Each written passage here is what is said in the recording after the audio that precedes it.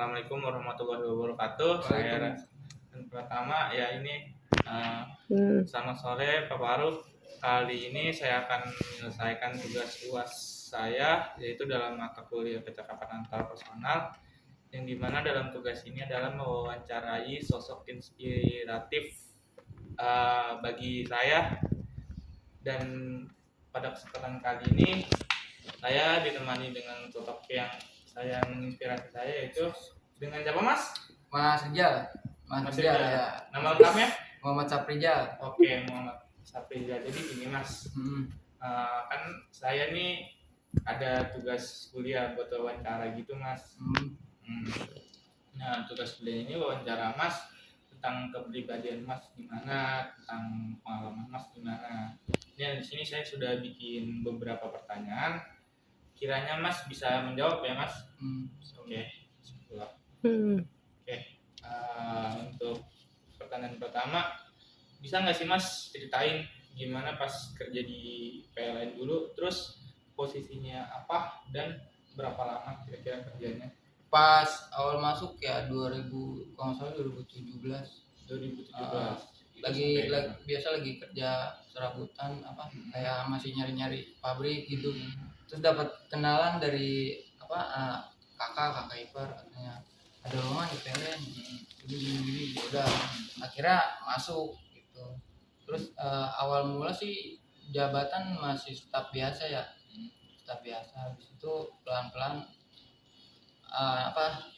naik jadi koordinator gitu. Koordinator lapangan ya Mas. Itu dari 2017 sampai kapan itu Mas? Sampai 2021. Berarti terhitung itu 4 tahun ya Mas, cukup lama. Oke Mas, kita boleh lanjut ke pertanyaan selanjutnya, yaitu apa sih alasannya untuk berhenti dari PLN, dari perusahaan sebelumnya? Berhenti dari PLN nih? Iya, pasti ada alasannya.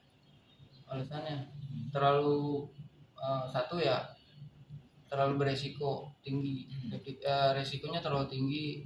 Namanya kesetrum tuh udah pasti sering lah, udah pasti. Cuman lebih ke ininya lagi, lebih pengen berhentinya itu pengen nyari pengalaman lagi yang lebih luas.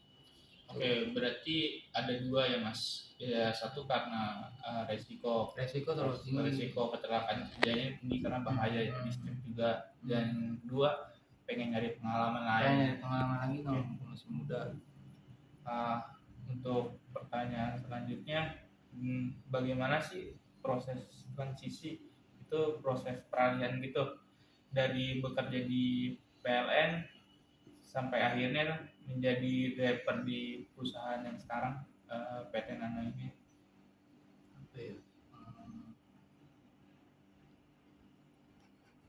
Gimana sih proses transisinya itu, proses masuknya itu gimana? Proses masuknya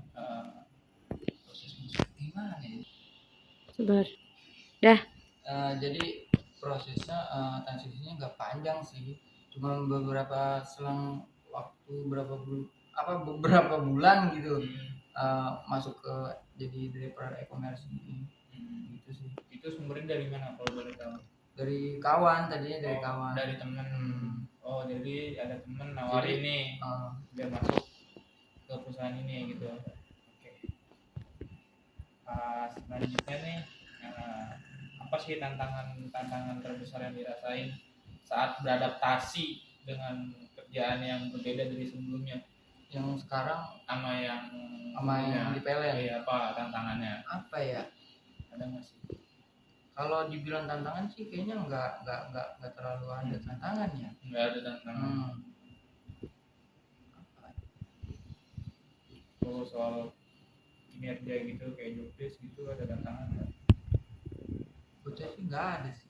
Berarti lebih mudah yang sekarang daripada yang lebih mudah sekarang lah, lebih santai daripada di PLN gitu. Terus ada nggak sih momen sulit atau titik terendah selama masa transisi itu? Terus gimana cara menghadapinya? Masa sulit tuh sebelum pas Mas nganggur, sebelum diterima kerja di sini ada nggak sih kira-kira Oh. masa sulit? Masa sulitnya, Iya. masa sulit pas sebelum masuk ke driver, jadi Ah. driver e-commerce gitu. Betul. Paling waktu itu cuma ngojek online aja sih. Ojek online. Nah, kayak gitu aja, sambil ya ada kerjaan dari temen gitu. Oke, jadi pas lagi mas transisi itu masnya mencoba untuk jadi driver ojek online. Oke, selanjutnya ada nggak sih perbedaan yang paling mencolok antara budaya atau kebiasaan kerja di perusahaan sebelumnya sama perusahaan yang sekarang? Budayanya Itu paling ya kalau di PLN kan sebelum mulai kerja kita harus kerja, berdoa. Yang sudah pasti tuh kan berdoa ya, sama briefing. Kalau di sini tuh masuk udah nggak ada briefing lagi, langsung kerja aja gitu. Kalau di sebelumnya mungkin standarnya tinggi. Ya, standarnya Kalau tinggi di karena sini kan nggak ada gitu, mungkin bergantung keselamatan diri juga. Oke, selanjutnya bagaimana sih cara mempertahankan biar tetap semangat kerja meski harus mulai dari posisi yang berbeda gitu? Dan cara biar semangatnya apakah ada nggak sih yang bikin semangat? Atau mungkin orang-orang sekitarnya ya bikin semangat temen-temen ya paling. Teman-teman. Ditambah kan sayanya kocak ya. Jadi teman-teman ini aja sih cepet deket, cepet akrabnya aja. Oke, berbeda dengan sebelumnya ya. Kalau sebelumnya mungkin saling sikut-sikutan gitu ya. Oh enggak, kalau di PLN enggak. Oke. Namanya saya kan jadi korlap Itu koordinator lapangan. Jadi kepala. Kalau di sini lebih enjoy aja sih. Enjoy. Oke, selanjutnya nih Mas, ada nggak sih nilai atau prinsip apa yang dipegang dalam kerja baik di perusahaan sebelumnya sama yang sekarang? Apa sih prinsip iya yang dipegang dalam kerja? Apa ya dibilang prinsip ya?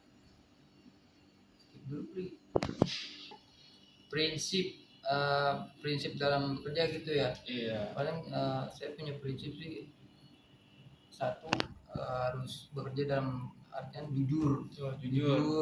Kedua rajin. Ketiga harus tekun. Intinya jangan malas lah gitu. Jangan malas. Iya. Itu memang udah hal umum sih biar bisa bertahan dalam perusahaan manapun juga. Oke, ini pertanyaan selanjutnya juga agak mirip ya. Apa sih yang membuat bertahan dan menikmati pekerjaan yang sekarang gitu? Satu ya nyaman sama lingkungan kerja. Kedua kerja juga nggak terlalu beresiko dari sebelumnya gitu. Berarti beban kerjanya nggak terlalu berat. Oke, pertanyaan selanjutnya, ada nggak sih pelajaran yang paling berharga yang didapat dari pengalaman berpindah karir? Banyak sih. Apa tuh? Kalau masalah itu mah sebenarnya kan bisa ada pelajaran gitu. Pelajarannya banyak sih. Kita awal masuk di PLN kan belum terlalu bisa banget instalasi listrik terutama. Terus habis itu ada dia yang disebut bawa mobil Skylift itu kayak mobil PJU yang buat benerin lampu PJU tuh, yang ada tangannya tuh kita bisa naik di atasnya. Oh, yang kayak ada tangga gitu. Dia ada tangannya gitu. Awalnya kan kita nggak bisa bawa, belajar akhirnya bisa kan, dapat sertifikat. Habis itu dapat sertifikat, bisa jadi buat pengalaman juga gitu. Berarti banyak sih kalau misalkan dibilang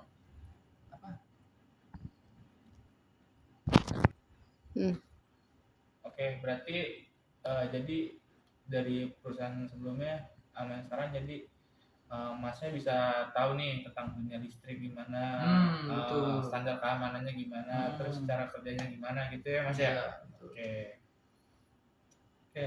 Pertanyaan selanjutnya nih, ada nggak sih pesan yang ingin disampaikan buat orang lain gitu, yang mungkin bisa menghadapi situasinya kayak Mas gitu, pesan buat orang lain Kalau buat dalam orang lain ya paling semangat, jangan semangat, pantang menyerah ya.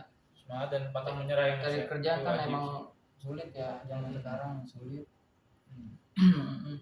Penting gitu aja sih, semangat aja terus. Apalagi sekarang nyari kerja tuh banyak yang penipuan gitu ya Mas ya. Buat Oh, orang dalam orang dalam itu udah pasti Mas. ya udah pasti Nggak heran. lebih gampang ke orang dalam Ah, gitu aja sih. oke. Nah ini Mas, untuk pertanyaan terakhir ya. Eh, kalau boleh tahu, ada nggak sih harapannya buat rencana kedepannya selama di perusahaan ini? Yang sekarang ini Heeh. buat kedepannya apa ya, paling apa ya, Go.